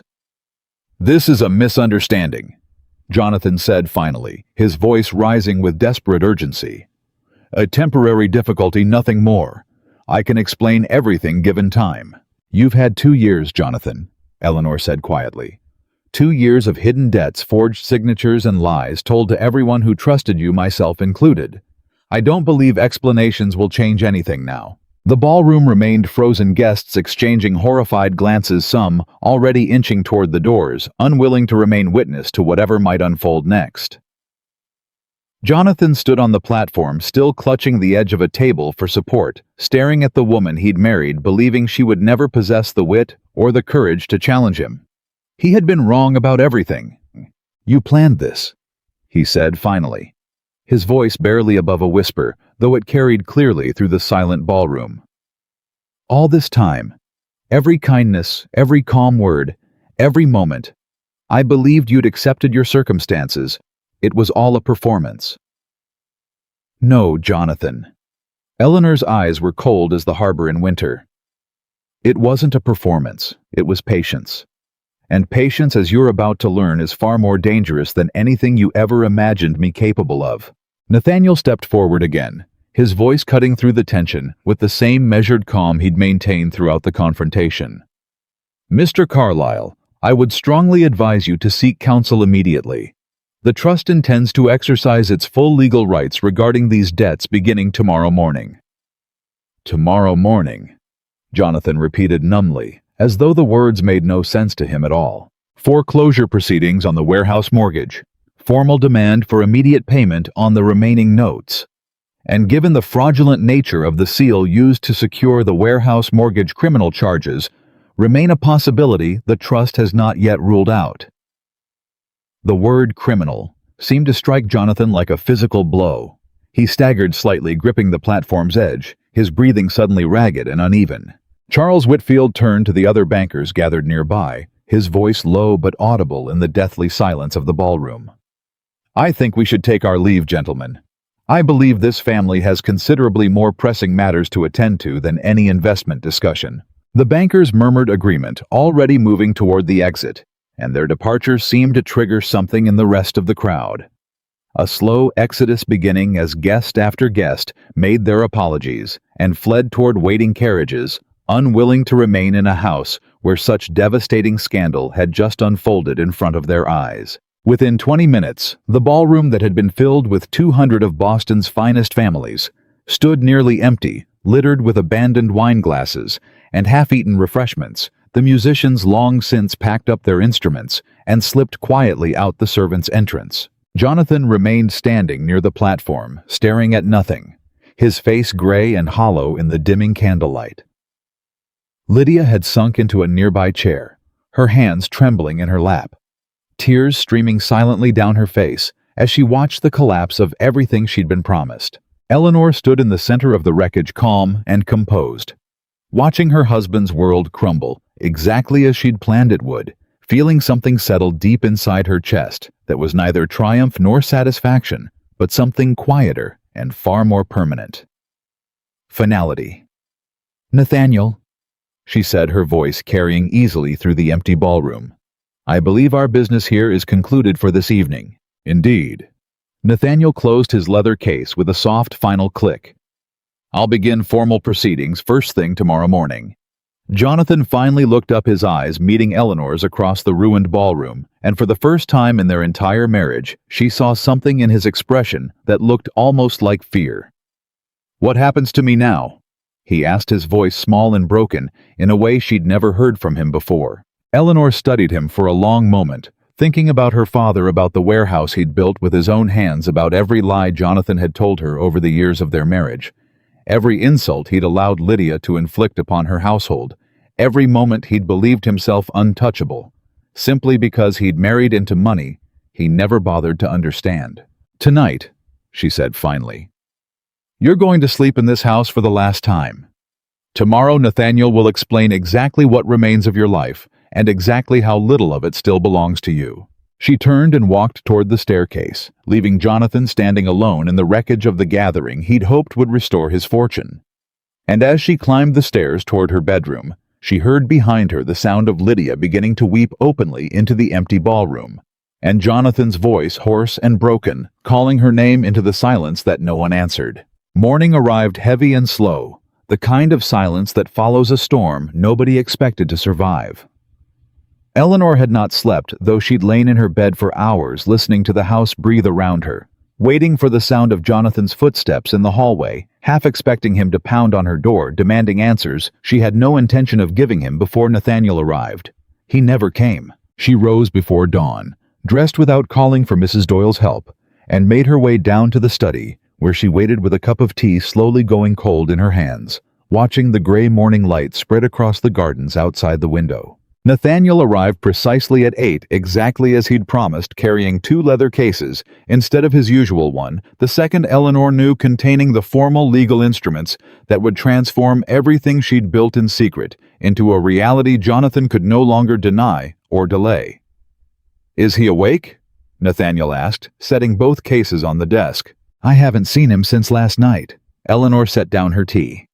"I imagine he spent the night either drinking himself into a stupor or pacing his study trying to find some way out of this that doesn't exist." "There isn't one."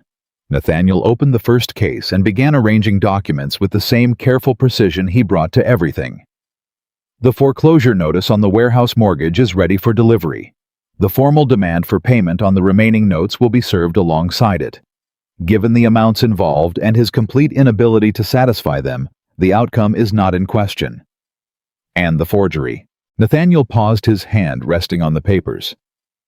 "That decision remains yours, Miss Eleanor. I can present the evidence to a magistrate this morning if you wish to pursue criminal charges. Given what we've documented, a conviction would be almost certain." Eleanor considered this for a long moment, thinking about the cost of a criminal trial. The questions it would raise, the scrutiny it would place not just on Jonathan, but on her own family's affairs, the months or years it might drag on while lawyers argued over technicalities in a Boston courtroom. "Not yet," she said finally. "Let him lose everything first.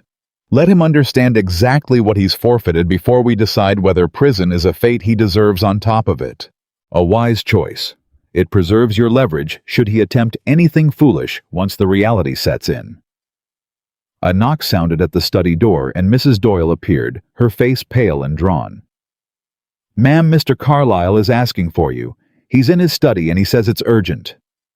Eleanor exchanged a glance with Nathaniel. "Send him in here instead. I'd prefer this conversation happen with witnesses present." A few minutes later, Jonathan appeared in the doorway, and Eleanor barely recognized the man standing there. He hadn't changed his clothes from the night before. His eyes were bloodshot, rimmed with the particular hollowness of a man who hadn't slept, and his hands, when he gripped the doorframe for support, trembled visibly enough that even Mrs. Doyle, lingering in the hallway, looked away out of something like pity. "Eleanor," his voice was hoarse, "we need to talk, privately. Anything you have to say, you can say in front of Nathaniel. He represents the trust now, which means he represents every interest that concerns your finances."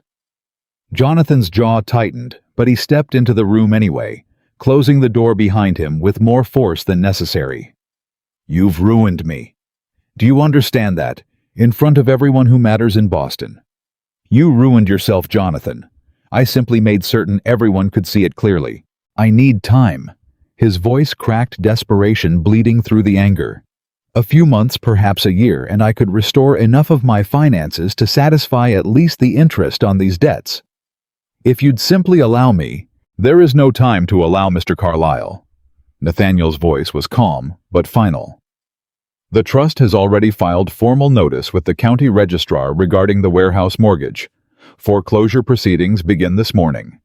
The remaining notes are due in full within 30 days, per the original terms you agreed to when you signed them." 30 days, I don't have $30, let alone the sum you're demanding." "Then I suggest," Eleanor said quietly, "that you begin considering what remains of your life once the accounting is finished." Jonathan's eyes flashed with something between fury and panic. "You'd see me destroyed, homeless. Is that truly what you want, Eleanor? After everything we built together?" "We built nothing together, Jonathan." Eleanor's voice remained perfectly level, though something sharp flickered behind her eyes. "You built a life on my father's money and my family's name, and when that wasn't enough to satisfy your gambling and your pride, you forged his seal and stole from a legacy that took 3 generations to build. I didn't destroy anything. I simply stopped protecting you from the consequences of what you'd already done." He stared at her, and for a long moment the room fell into a silence so heavy it felt almost physical. Then, unexpectedly, his shoulders sagged, the fight seeming to drain out of him all at once. "What about Lydia?" he asked quietly. "And the child? What about them? You can't mean to leave them with nothing. Lydia has no family willing to take her back. If I lose everything, you should have considered her welfare before you brought her into a marriage that was never hers to claim," Eleanor said, though something in her voice softened slightly despite herself. "Whatever happens to Lydia and the child is a separate matter from what happens to you, Jonathan. I have no intention of punishing an unborn child for the sins of its father." Something like relief flickered briefly across his face, quickly replaced by renewed desperation. "Then let me stay. Let me find some way to work to earn back what I owe, and I'll make certain Lydia and the child are cared for. You have 30 days to satisfy the debts owed to the trust." Nathaniel interrupted, his voice cutting through Jonathan's pleading with clinical precision. "After that, the trust will exercise its full legal rights, including seizure of any remaining assets and formal eviction from this property, which I should remind you was never legally yours to begin with." Jonathan's face crumpled, the last vestiges of his composure finally breaking entirely. "This is my home." "This is Whitmore land," Eleanor said. "It has always been Whitmore land. You simply lived here at my father's indulgence, and then at mine, believing that indulgence would last forever." He turned and left the study without another word. His footsteps unsteady in the hallway, and Eleanor sat in silence for a long moment after the door closed, feeling the weight of everything she'd just said settle into the room around her. "That went about as well as could be expected," Nathaniel said finally. "He'll try something," Eleanor said. "Men like Jonathan don't simply accept defeat quietly. He'll look for some way to salvage his pride, even if it means dragging others down with him." She was right. 3 days later, word reached Eleanor through Mrs. Doyle that Jonathan had ridden into Boston and hadn't returned by nightfall. She thought little of it, initially, assuming he'd gone to seek counsel, or perhaps drown his troubles in whatever tavern would still extend him credit. But when he still hadn't returned by the following afternoon, a different kind of unease began creeping into her thoughts. Nathaniel arrived unannounced that evening, his expression grim in a way Eleanor hadn't seen since the night they'd first discovered the full extent of Jonathan's debts. "He's been to see Ezra Colton," Nathaniel said without preamble. "The man who originally held the warehouse mortgage before we acquired it." Why would he go to Colton? Colton no longer holds any claim over the property. Because Jonathan is attempting to convince Colton that the transfer was fraudulent, that someone manipulated him into selling the note under false pretenses, and that the original mortgage should be reinstated in Colton's name, which would then allow Jonathan to renegotiate terms directly with a man he believes he can still manipulate. Eleanor felt something cold settle into her stomach. Would that hold up legally? No. The transfer was executed with full documentation witnessed by 2 independent attorneys entirely within the bounds of the law, but Jonathan doesn't need it to succeed in court, Miss Eleanor. He simply needs to create enough doubt, enough delay, to buy himself time he doesn't currently have. And Colton, is he entertaining this? Nathaniel hesitated. Colton is a practical man, but he's also a man who dislikes losing control of an asset, even after selling it willingly. He hasn't agreed to anything, but he hasn't refused to hear Jonathan out either. Eleanor rose from her chair, pacing the length of the study, her mind racing through the implications. If Colton files any kind of challenge, even one without merit, it delays the foreclosure proceedings.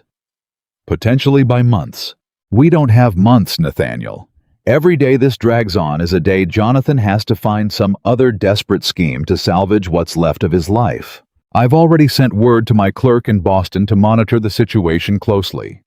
If Colton files anything, we'll know within hours, and I can move immediately to have it dismissed, based on the documentation we hold. Nathaniel's voice carried a confidence Eleanor found only partially reassuring.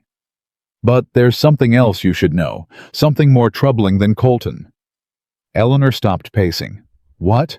Jonathan has been asking questions about the Whitmore Mercantile Trust, about who controls it, who established it, where the capital originated. Nathaniel's expression darkened further. I don't believe he's discovered the truth yet, but he's close, Miss Eleanor. Closer than I'm comfortable with. What happens if he learns the trust is mine? Legally, nothing changes. The debts are still owed, the documentation still stands. But personally, Nathaniel paused, choosing his words carefully.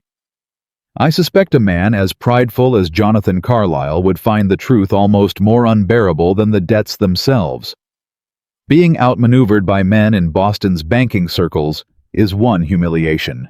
Being outmaneuvered entirely by his own wife, a woman he believed incapable of such calculation, is another matter altogether. Eleanor absorbed this in silence, thinking about the man she'd watched crumble in the study 3 days earlier, wondering what a wounded animal might do when finally cornered with nothing left to lose. She found out 2 nights later. She was awakened past midnight by the sound of raised voices below her bedroom window.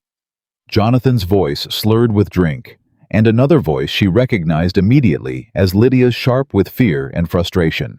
Eleanor rose and moved to the window, careful to keep herself hidden behind the curtain as she looked down into the garden below, where Jonathan stood swaying slightly, a bottle dangling loosely from one hand, while Lydia stood a few feet away, her arms wrapped protectively around her belly. You promised me a future, Lydia was saying, her voice trembling. You promised me security, a name for this child, and now I hear the servants whispering that we'll all be thrown out within the month. I haven't lost yet, Jonathan snapped, though his voice carried none of its usual confidence. I still have options. Colton is reconsidering the sale. Once he reinstates the original mortgage. You're lying to yourself, Jonathan, just as you lied to me. Lydia's voice broke. I heard Mr. Grant tell your wife the transfer was airtight. I heard him say there's no path back for you. You were eavesdropping. I was trying to understand what's going to happen to my child. Her voice rose sharply enough that Eleanor worried it might wake the rest of the household. I gave up everything for you. My reputation, my family's good opinion, any chance of an honest marriage to a man who could actually provide for me. And now I learn you've been drowning in debt this entire time, lying to me exactly as you lied to her. Don't compare yourself to Eleanor, Jonathan said, his voice turning ugly in a way Eleanor had rarely heard from him. She's the reason we're in this position at all. No, Jonathan. Lydia's voice went cold, colder than Eleanor had ever heard from the young woman before. You put us in this position. Every gambling debt, every lie, every forged signature that was, you not her. She simply made you face the consequences you'd been avoiding for years. Jonathan lunged forward suddenly, grabbing Lydia's arm, and Eleanor's heart leapt into her throat as she watched from the window, one hand already reaching for the door. Let go of me, Lydia said, her voice sharp with fear now. You will not turn against me. Not now. Not when I need...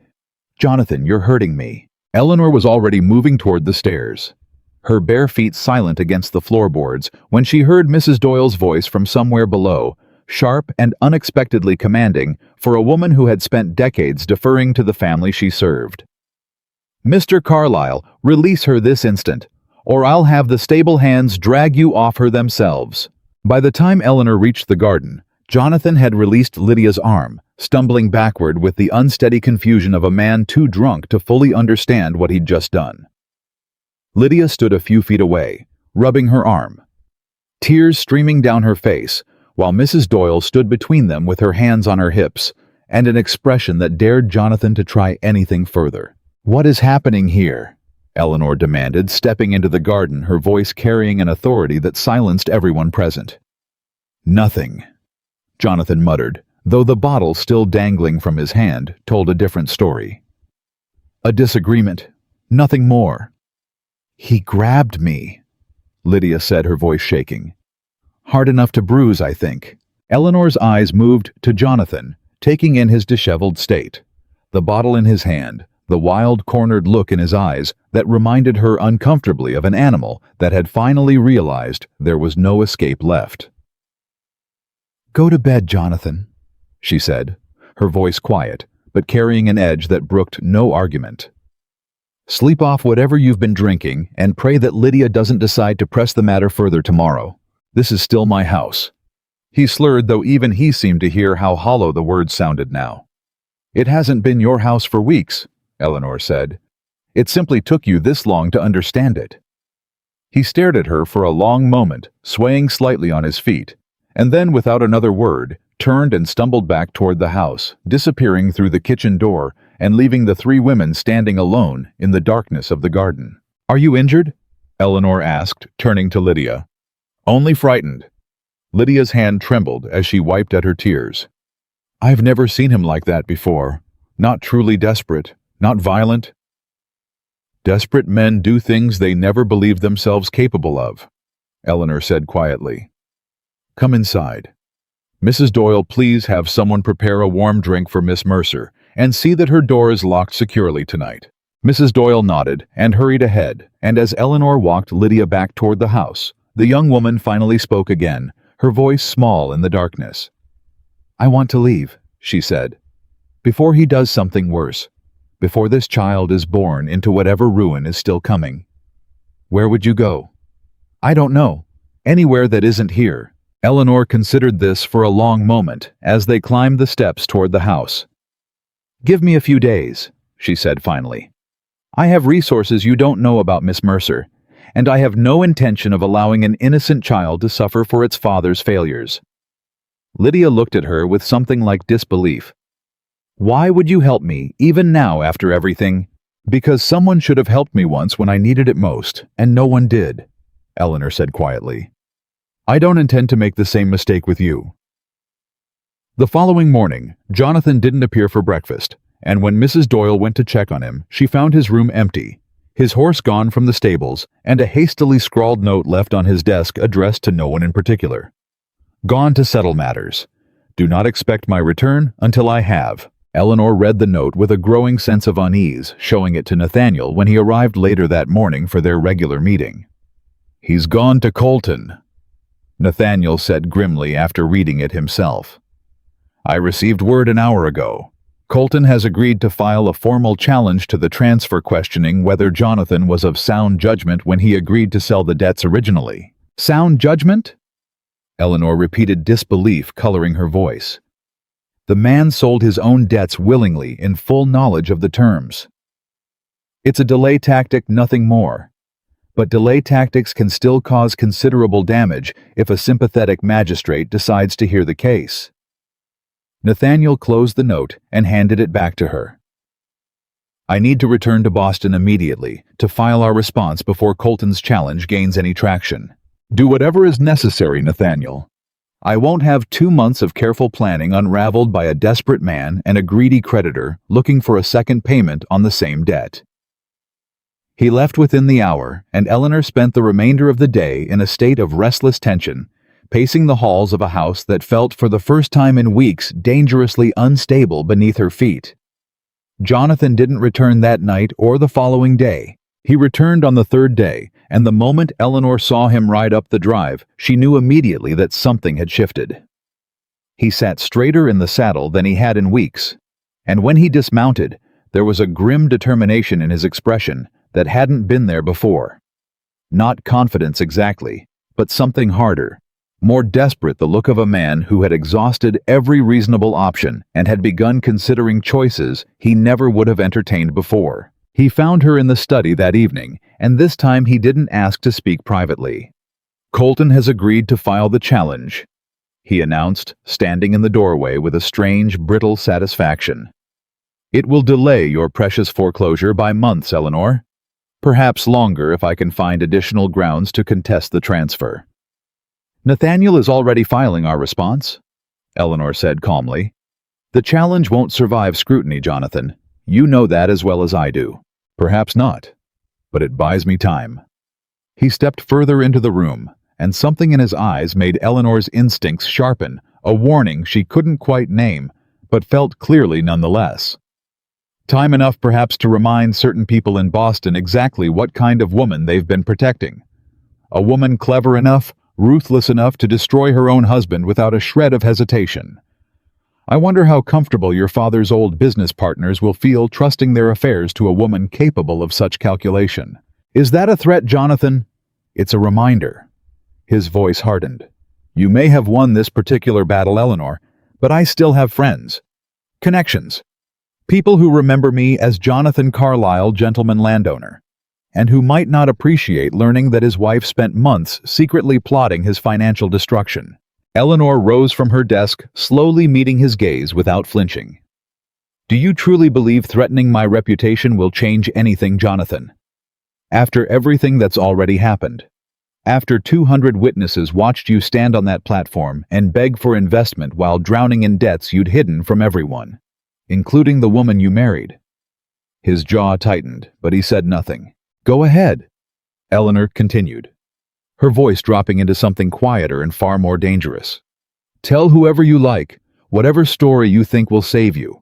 But understand this: every document, every transfer, every forged signature bearing my father's seal, all of it is already secured in Nathaniel's office, ready to be presented to any magistrate, any newspaper, any business partner who dares question my integrity.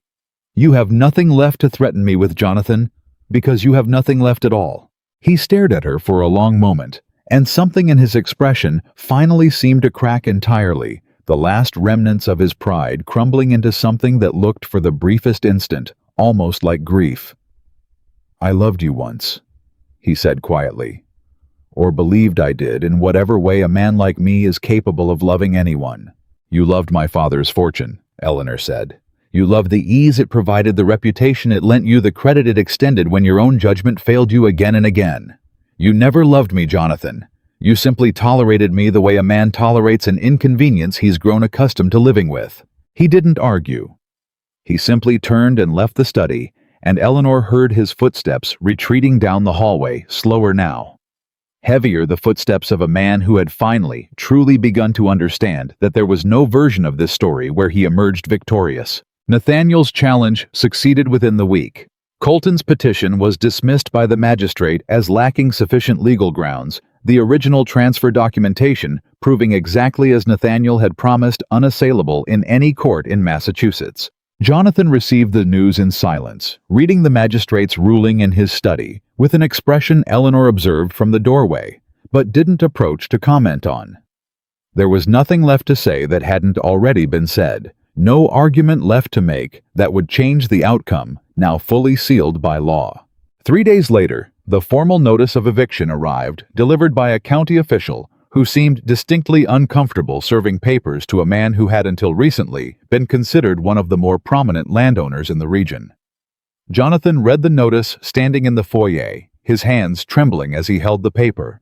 And when he finally looked up, his eyes found Eleanor standing at the top of the staircase, watching in silence.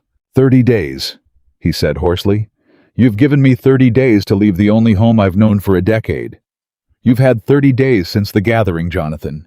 This is simply the formal confirmation of what you already knew was coming. He said nothing more, folding the notice carefully and retreating to his study, where he remained for the rest of the evening, the door closed. No sound emerging except once, near midnight.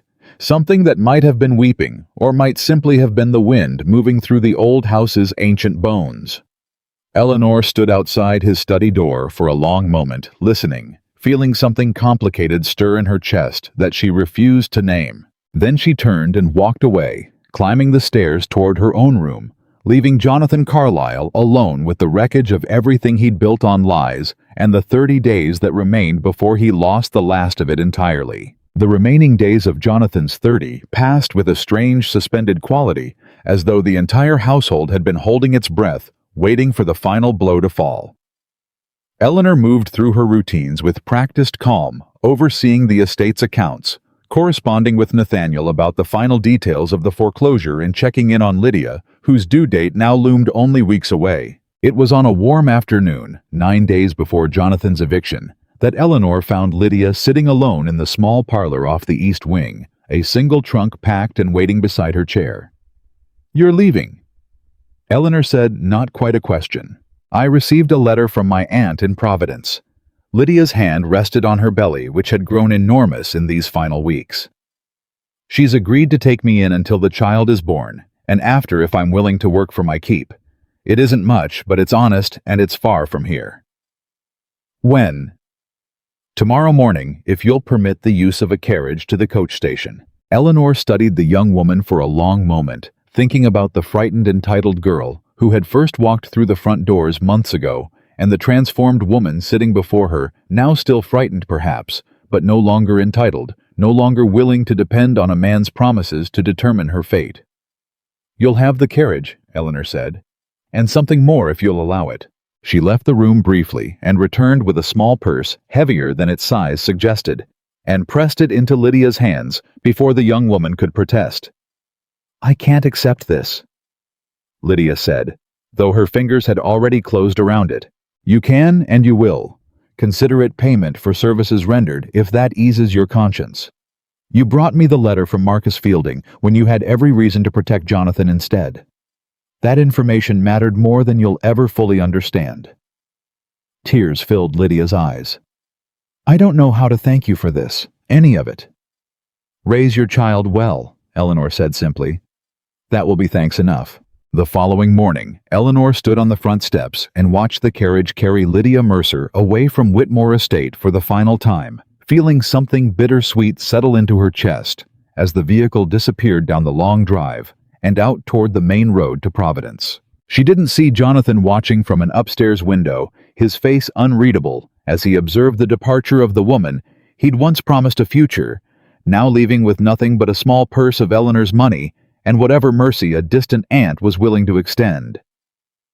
That evening, Jonathan appeared in the study for what would become their final, substantial conversation before the eviction took effect. "She left without saying goodbye to me," he said, settling heavily into the chair across from Eleanor's desk, looking older than his 35 years, the weight of the past weeks having carved lines into his face that hadn't existed months earlier. Perhaps she felt there was nothing left worth saying. Perhaps. He was quiet for a long moment, staring at his own hands. "I never intended for any of this, you know.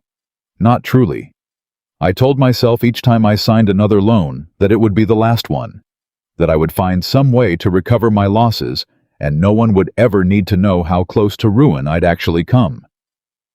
That's the particular lie every desperate man tells himself, Jonathan. It's what makes ruin possible in the first place." He looked up at her, something almost pleading in his expression. "Was there ever a version of this where you simply forgave me, where we found some way forward together, despite everything?"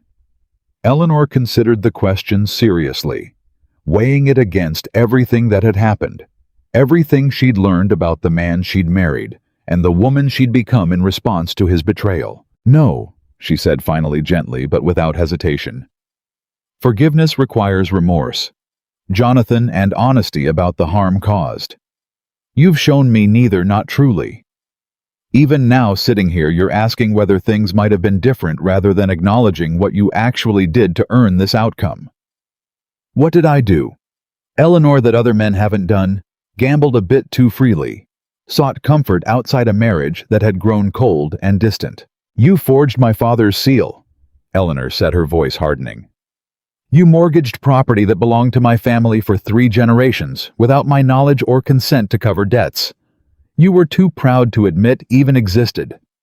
You brought a pregnant woman into my home and expected me to smile through the humiliation for the sake of your reputation. And when everything finally collapsed under the weight of your own choices, you tried to twist a legitimate business transaction into fraud, hoping to buy yourself time through a technicality rather than facing what you'd actually done." Eleanor rose from her desk, her voice steady and unyielding. "Other men gamble, Jonathan.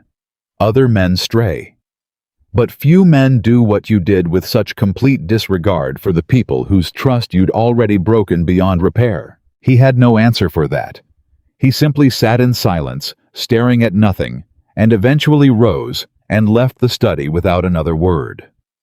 21 days later, on the morning his eviction officially took effect, Jonathan Carlisle packed a single trunk with what remained of his personal belongings and prepared to leave Whitmore Estate for the final time. Eleanor watched from the same window where she'd first seen the carriage arrive months earlier, carrying a man and his pregnant mistress into a life she had never asked for and would never have chosen for herself.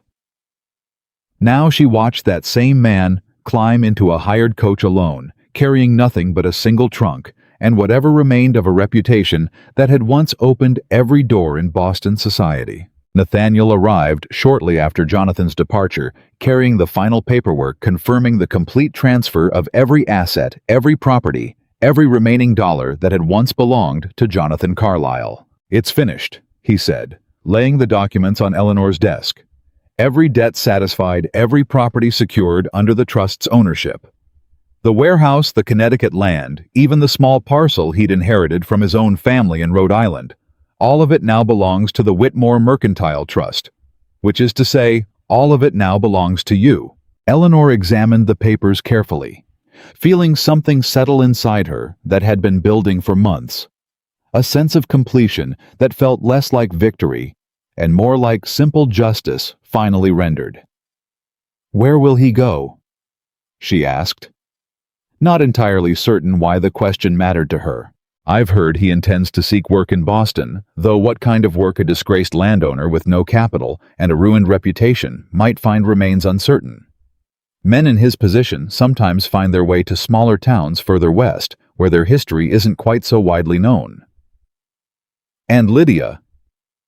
"I received word through my Providence contact that she delivered a healthy daughter 3 weeks ago. Mother and child are both well currently residing with her aunt exactly as she'd planned." Something in Eleanor's chest loosened slightly at the news, a quiet relief she hadn't expected to feel so strongly. "Good," she said simply. "That's good." Nathaniel studied her for a moment, then began gathering his papers, preparing to return to his office in Boston. "What will you do now, Miss Eleanor?" "The trust holds considerable assets, more than enough to rebuild whatever this estate has lost over the past 2 years, and then some." Eleanor walked to the window, looking out over the gardens. Her mother had once tended the harbor visible in the distance beyond the tree line where ships still bearing the Whitmore name continued their journeys across the Atlantic exactly as they had for 3 generations. "I intend to rebuild," she said finally. "Not simply restore what Jonathan nearly destroyed, but expand beyond even what my father imagined possible. New shipping routes. New investments made carefully with full transparency and sound judgment rather than desperate gambling. I want the Whitmore name to mean something even greater than it did before all of this began. Your father would be proud, I think. My father would tell me I'm only just beginning," Eleanor said, and something that might have been the ghost of a genuine smile touched her mouth for the first time in months. The weeks that followed brought a transformation to Whitmore Estate that the household staff hadn't witnessed in years. Eleanor threw herself into the business her father had built, meeting personally with shipping captains, reviewing manifests and trade agreements with the same careful attention she'd once applied to uncovering Jonathan's hidden debts. She expanded the family's interests along routes that Jonathan had only ever dreamed of exploiting for his own desperate schemes, this time with proper capital, sound partnerships, and the patient, calculated approach her father had taught her since childhood. Charles Whitfield, who had witnessed Jonathan's public humiliation at the gathering months earlier, approached Eleanor directly with an offer of partnership on a new venture involving trade with the Carolina coast, the very opportunity Jonathan had once tried and failed to secure through lies and desperate charm. "I confess," Whitfield admitted, sitting across from Eleanor in the same study where Jonathan had once begged for mercy, "I never fully appreciated your father's judgment until I watched you dismantle Carlisle's schemes with such precision. There's real opportunity in these Carolina roots. Mrs.